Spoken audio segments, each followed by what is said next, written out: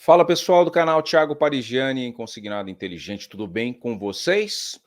Dia muito importante hoje que eu vou fazer esse vídeo aqui, é um dia onde vem a notícia de que a PF está finalizando os trabalhos de investigação na questão do indiciamento de Jair Messias Bolsonaro em relação a vários crimes que estão sendo imputados ao ex-presidente da República, e aí eu tenho que trazer um vídeo para vocês esclarecendo toda essa situação e trazendo o fato que não quer calar até hoje. Desde 2018, Adélio Bispo está preso, confinado, ninguém fala com ele, e enfim conseguimos dois depoimentos muito importantes do próprio Adélio Bispo para você montar esse quebra-cabeça. Mas antes de mais nada, quero pedir sua inscrição aqui no nosso canal, tá? É um canal jornalístico, meu nome é Thiago Parigiani, sou jornalista aqui de São Paulo, e estou em cima desse caso há muito tempo, tá? Já mostramos vídeos aqui com a irmã do Adélio Bispo, com o meu colega jornalista Joaquim de Carvalho também entrevistando ela exclusivamente, e hoje a gente traz essa notícia e o depoimento, ou melhor, os depoimentos de Adélio Bispo. Você vai ouvir da boca dele, você vai poder tirar sua conclusão se ele realmente é maluco, se ele realmente planejou sozinho aquela situação ou se ele planejou a mando de alguém. Hoje você vai sair daqui com essa resposta. Esse é meu intuito, meu objetivo. O que eu peço para você, comente aqui do lado, deixe a sua opinião em relação a tudo que você vai ouvir a partir desse momento e, claro, se inscreva no nosso canal, ative o sininho das notificações, que a gente está em cima e está apurando todas essas situações para trazer a verdade do Brasil, tá? Faça também seu superchat, se assim você quiser contribuir com o desenvolvimento do nosso canal. Mas vamos lá. Então, hoje a PF divulgou que está finalizando os trabalhos para investigação da questão do Bolsonaro ter cometido uma tentativa de golpe, da questão do Bolsonaro em relação às joias, da questão do Bolsonaro em relação à falsificação da carteirinha de vacinação da Covid, sendo que ele sempre falou que não tomou a vacina, apareceu uma carteirinha falsificada.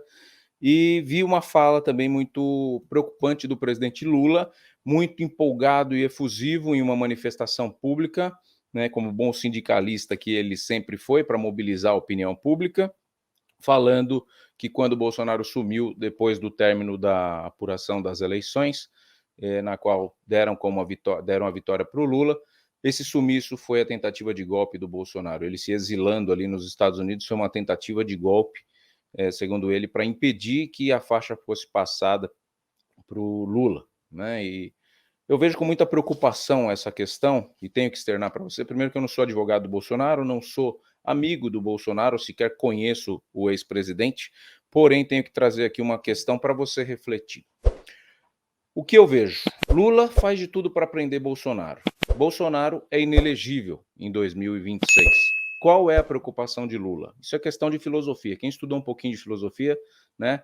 Penso, logo existo. Então vamos entender o que o Lula quer com isso. 2 pontos. Já vou passar o vídeo do Adélio, tá? Só para contextualizar e atualizar isso, porque você fala, pô, tá falando de um caso lá de trás? Espera aí que a gente está falando de hoje aqui também, tá? Então, o Lula conseguiu ineleger o Bolsonaro via STF. Está inelegível, beleza, tentativa de manipular ali com os generais, com os coronéis, aquela questão dele pedir o voto manual. Ok, o Bolsonaro aceitou, ele está inelegível. Qual é a preocupação de Lula? 2. Primeira delas, o poder de influência nas eleições de prefeitos, vereadores, agora no ano de 2024, em outubro. Essa é a primeira preocupação. Ele sabe que mesmo inelegível, o Bolsonaro tem uma força política muito grande e pode eleger candidatos da direita. E isso é muito baixo nível, porque é uma questão de monopolização que a esquerda tenta fazer. Prende o líder da direita, enfraquece a direita e assim a gente elege quem a gente quiser. Isso é praticamente, na minha visão, uma tentativa de ditadura, que você quer só o seu poder. É como se você tivesse uma padaria na sua cidade e impedisse que qualquer outro montasse uma padaria que vende o pãozinho doce, sendo que você vende o salgado e acha que o salgado é melhor.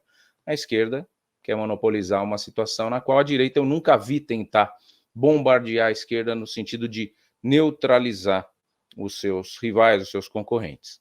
E a segunda preocupação é fazer do Bolsonaro um preso, como Lula foi 600 dias.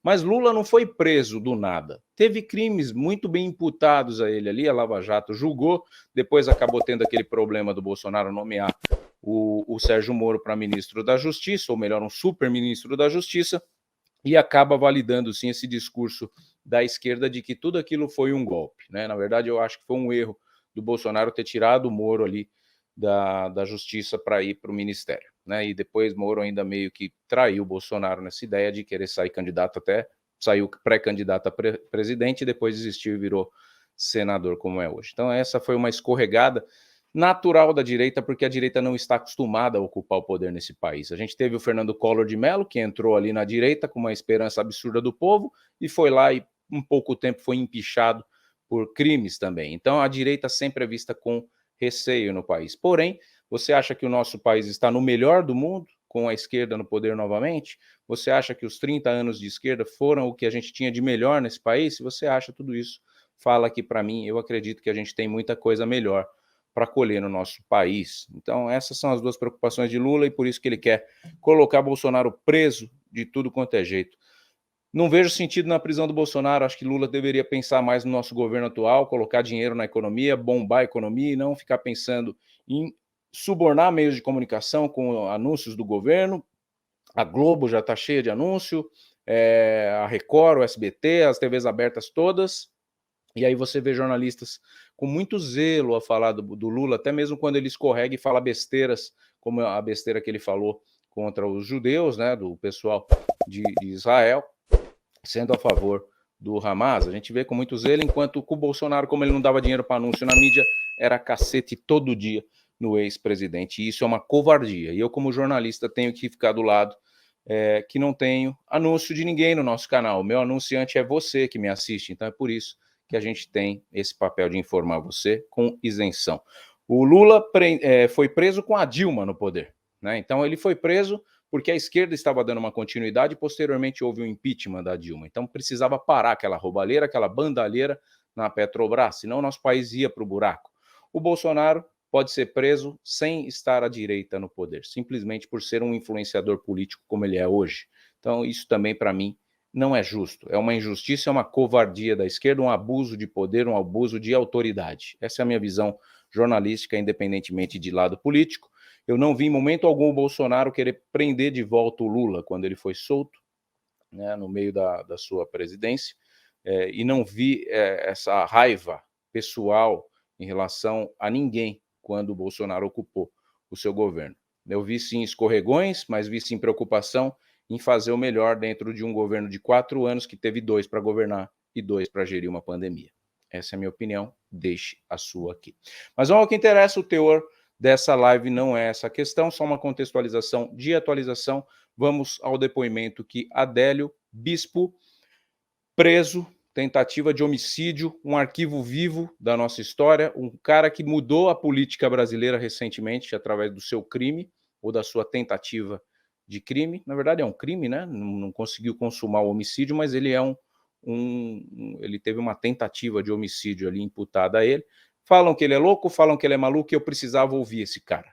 E finalmente eu consegui acesso a 2 depoimentos de Adélio Bispo. Não é ninguém falando por ele, não, é ele mesmo.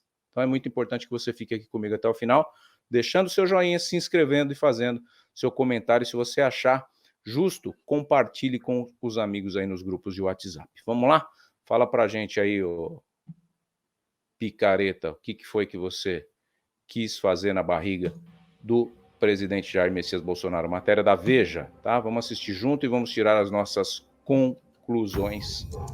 Dia 6 de setembro de 2018, ex-garçom Adélio Bispo, 42 anos, tentou matar o então candidato Jair Messias Bolsonaro. O ataque aconteceu no centro de Juiz de Fora, preso em flagrante, ele foi considerado inimputável pela justiça. Hoje está internado no presídio de segurança máxima em Campo Grande. 2 anos depois, o crime ainda é motivo de polêmica envolto em alguns mistérios. Ao esfaquear o presidente, Adélio teria agido sozinho ou a mando de alguém. A Polícia Federal garante que foi uma ação isolada. Veja revela os principais trechos do depoimento em vídeo que o agressor do presidente prestou às autoridades encarregadas da investigação. As cenas inéditas revelam como uma mente perturbada, guiada por uma imaginária conspiração, mudou de alguma maneira a história recente do Brasil. A premeditação do crime. O senhor pensou em atentar contra a vida do presidente, agora eleito presidente, quanto? 2 dias, 3 dias antes, quando eu vi a notícia. Você ouviu aquele outdoor? Você tirou foto? Vi o outdoor, vi jornais, vi internet. O outdoor, porque eu estava passando por ele. Foi depois, o outdoor eu só vi depois. Não sei se foi depois que eu vi pelo jornal, eu vi pelo jornal. Depois que andando pela cidade toda. O outdoor ali. Aí só resolveu. Eu resolvi fazer a fala. E pensou em comer o quê? Não, eu já estava com isso na cabeça Desde quando? desde que eu vi no jornal. Vi no jornal, Mas essa ideia surgiu em Juiz de Fora. E a motivação naquela que você levou a ter as duas. Seja a política e a religiosa. Bolsonaro é um impostor. Bolsonaro é um impostor. O Bolsonaro, ele se tentou passar aí por um homem, digamos assim, na linguagem popular, um homem de Deus. Posteriormente, o pessoal aqui está achando isso. Aí veio uma revista com ele também, quando fala que o Bolsonaro é católico, embora foi batizado no Rio de Janeiro, teve o Everaldo, o pastor Everaldo, ele se infiltrou no meio evangélico. Ele parece que ele é igreja do Santo Rafael, não sei se você alguma coisa assim. Mas muitos evangélicos acreditavam que ele fosse evangélico. Então, ele tentou plantar essa imagem de que fosse impostor. Eu vejo um impostor para tentar se apropriar do voto no meio protestante, que a gente tem todos que parece que se vai mais de Juiz de Fora. a lutadora Floriano não foi. Floriano, você não chegou a comentar ninguém? Não, eu coloquei isso, né? Então, você tinha pensado nisso. Eu não tinha pensado. Ele disse, para ter ficado surpreso. Eu tinha política, eu tinha interesse, na verdade, dar uma mesma e mexer o tempo. Esse tinha interesse. Esse não tinha interesse. Você está arrependido hoje? Não, o Rodrigo dizer que eu me arrependo do fato, não me arrependo. Esse cara não é maluco. Você vê que ele não é maluco, ele raciocina, ele chama até de doutor Rodrigo. A pessoa ele chama pelo nome. O candidato Bolsonaro, não sei se você afirma que foi você que postou esse Foi. Nessa época você não tinha essa ideia ainda de tentar matar a vida dele? Não.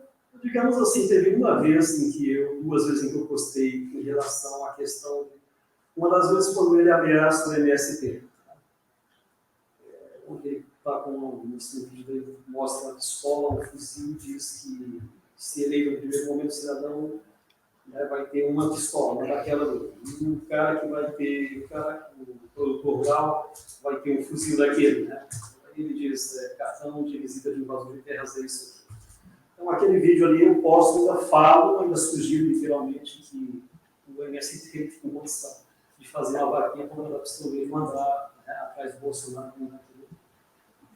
Mas nesse momento você já tinha realizado a morte dele? Eu vi eles chegando, tinha uma multidão ali na porta da Câmara Municipal. Aí começaram a gritar mito, mito, eles subiram em cima do carro.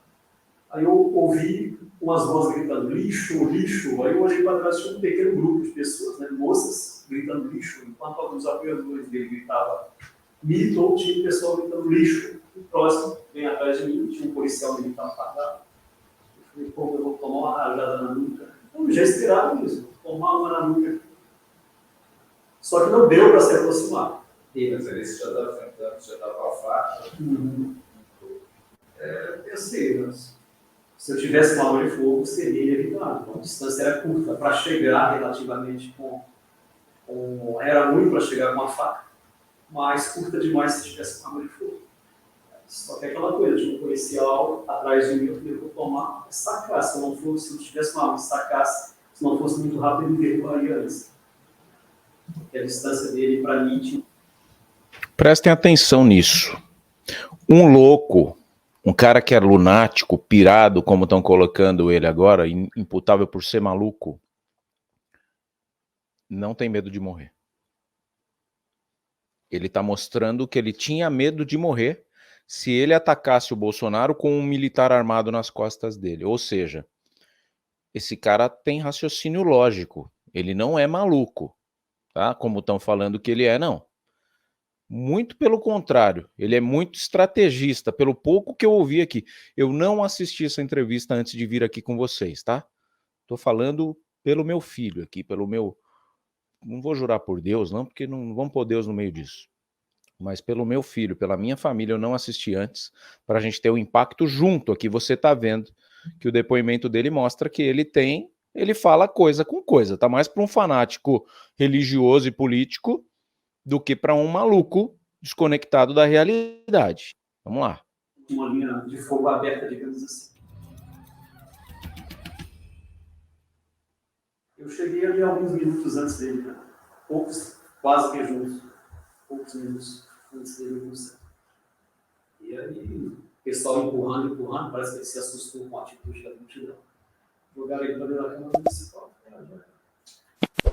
Vai ter jeito. E aí eu comecei a desistir. Não vai ter como passar por esse povo, fechar as portas da Câmara. Aí passou um pouco abrindo, ele saiu lá no ombro de um cara, e a multidão continuou tentando me aproximar, assim foi. E durante essa passeata, você tentou quantas vezes aproximar? Eu não consigo me lembrar. Mais algumas vezes. Eu tentei, tinha um momento que eu achava que ia dar, mas calculava o movimento do braço, não dá para alcançar. Chegou a sacar, não? Aí eu mexi, pensei. Aí teve uma senhora que passou mal, a multidão estava esmagando todo mundo, a senhora ali passou mal. Forcei, ajudei, tirei ela do meio da bagunça, coloquei ela a segura e tentei entrar de novo. Ele ajudou uma senhora que estava no meio da multidão antes de esfaquear. Falei, dá para tentar. Acabei atingindo algo, né? Assim, de uma forma meio distante relativamente, mas atingindo algo. Não imaginei, veja bem, eu saí de casa, eu tinha certeza que eu não vou para cá. Eu tinha certeza que eu não vou para cá. Então, no Facebook, a última coisa que eu postei foi um tchau. E eu ia colocar um adeus. Eu falei, não, vou colocar só um tchau. Eu coloquei um tchau. Foi a última postagem que eu fiz no Facebook. Porque eu sabia, pelo menos eu tinha certeza que eu sabia. Eu acreditava nisso, que eu sabia disso. Entendeu?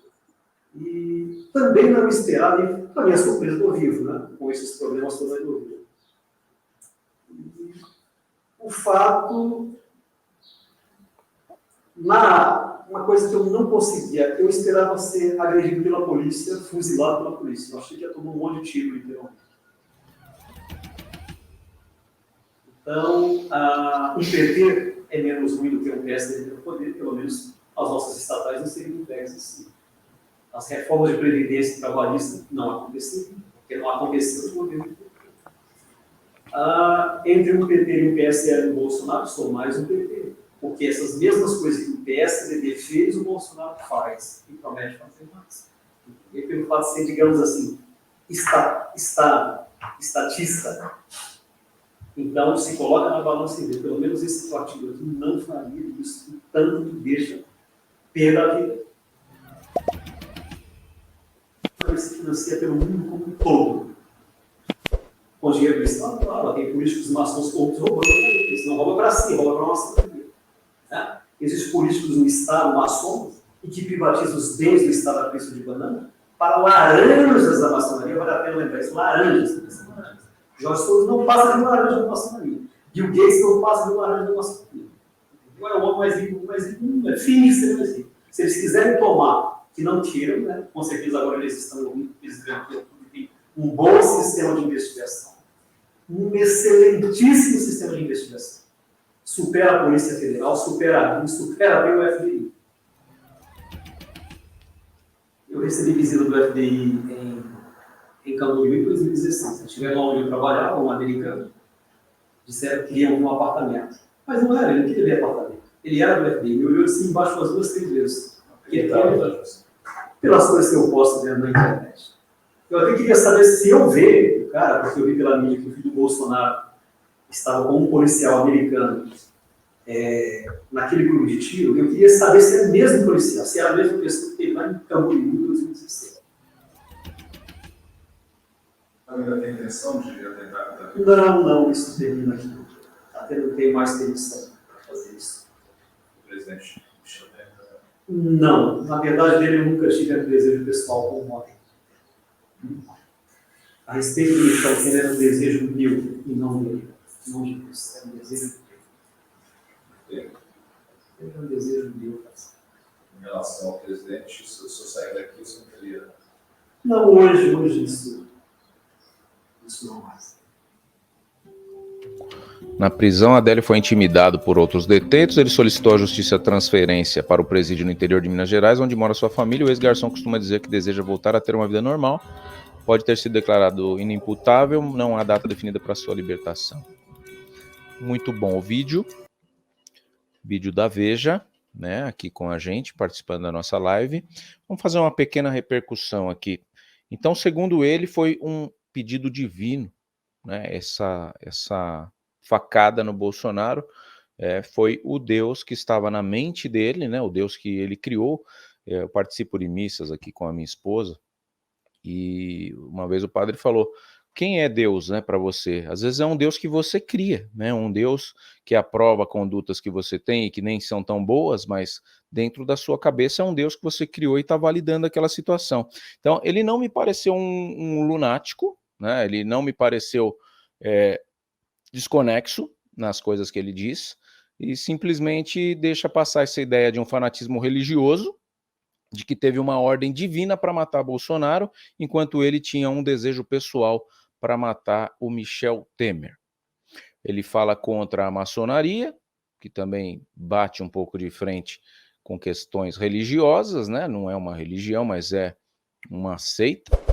Maçonaria, pelo pouco que eu conheço, é uma seita, né? Com pessoas que são convidadas para aquele clube de pessoas ali, e um ajuda o outro, até onde eu sei, e ele questiona a origem desse dinheiro. Então, por ser garçom, disse que teve aquela visita do FBI, soa um pouco meio paranoico, mas na minha visão, o Adélio ele é um extremista político. É assim que eu consigo ver por esse depoimento. Agora a gente tem um outro depoimento que ele deu logo que ele foi preso. Esse aí foi depois de um tempo, ele já estava mais centrado e tudo mais, mas esse daqui foi do julgamento dele. Então, eu vou cortar esse vídeo em duas partes, mas quem quiser continuar comigo aqui, fica, que vai valer a pena você ver esse outro depoimento do Adélio Bispo que eu vou colocar aqui para você. Se você vai deixar a gente, eu agradeço a sua participação, deixe o joinha se você ficou até aqui, mas eu duvido que você vai querer perder esse outro vídeo que eu vou passar